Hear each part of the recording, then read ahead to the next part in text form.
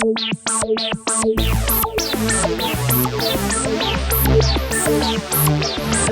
is going on, friends? Welcome to a brand new YouTube video. So today is Labor Day, which is September 5th, and we have our first game this coming Saturday on the 10th against Boston. This week of training is hopefully going to be a little bit more high intensity and less volume, and that's kind of how I'm going to go throughout the rest of the season. There's going to be a lot of auto regulating going on, so if my body feels pretty beat up, I'll go at a lesser intensity and a little bit more volume. But if my body is feeling good, like it is today because I didn't have a game this weekend, I'm going to go higher intensity and lower volume.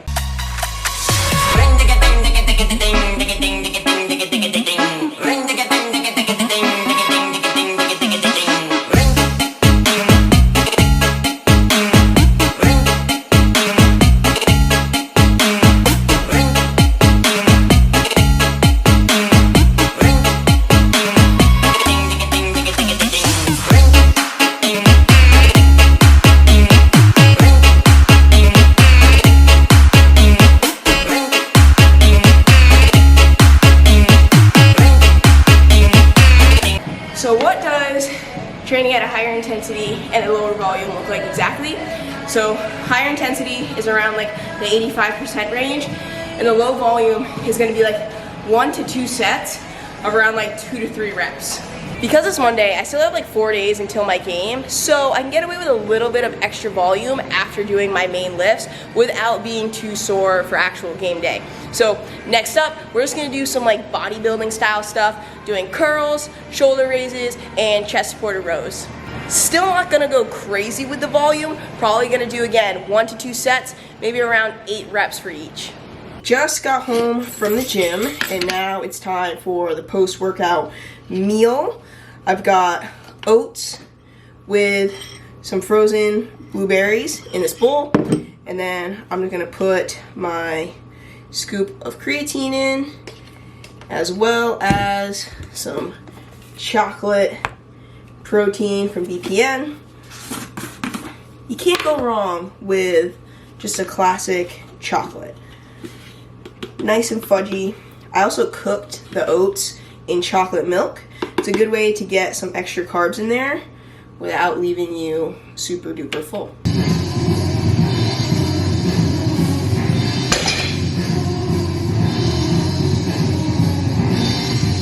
The most common question I get from athletes and parents is, should athletes train in season? How much? What do they do?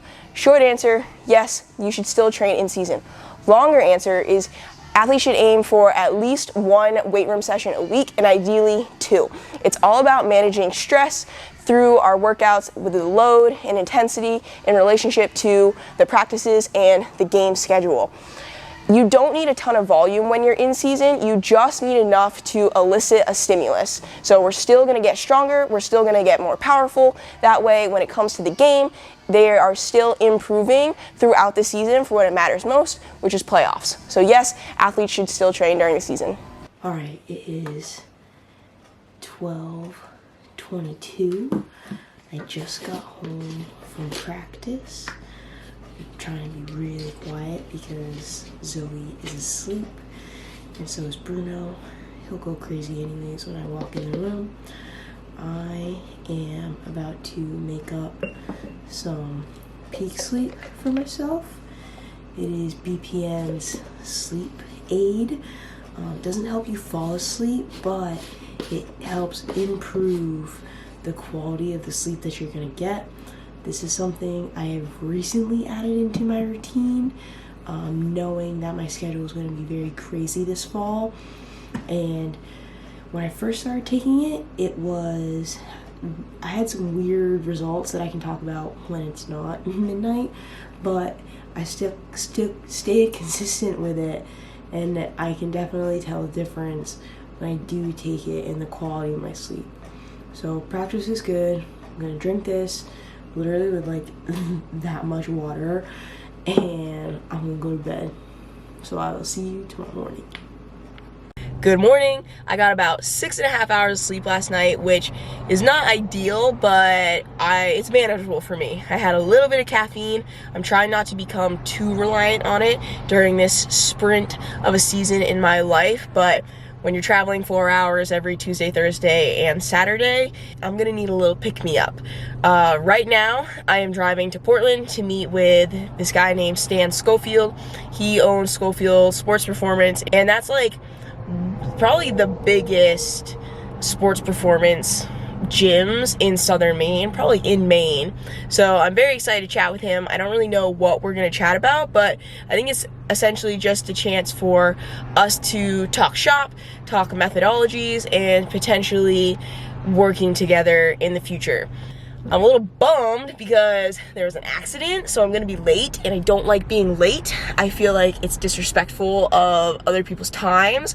However, I did let him know, and there's literally nothing I can do about it. I've been in standstill traffic for the past 10 minutes, so I'll let you guys know how the meeting goes afterwards. Back at the house, meeting went great. Stan is great. We got to know each other. He told me his story, I told my story. We talked about kind of our struggles starting, which is good to hear from someone who's more established in this industry versus me, who's just someone who's starting out. So it's good to hear his perspective. We talked about potential collaborations moving forward. It was all good things. It was a great meeting, and I'm glad I got the chance to sit down and talk with him. I'm going to wrap the video up here. Just kind of main takeaways is that you have to auto-regulate in season, and then you also have to continue to train in season. Those are two key things for all my athletes out there. Next video is going to be a game day vlog this Saturday the 10th. I go down to Boston for technically an away game, but Beantown is a Boston team, but we also play Boston women's rugby. So that's going to be a great game. It's our first game of the season. I'm excited to take you along with it. If you like this video, please like, comment, and subscribe, and I'll see you in the next one.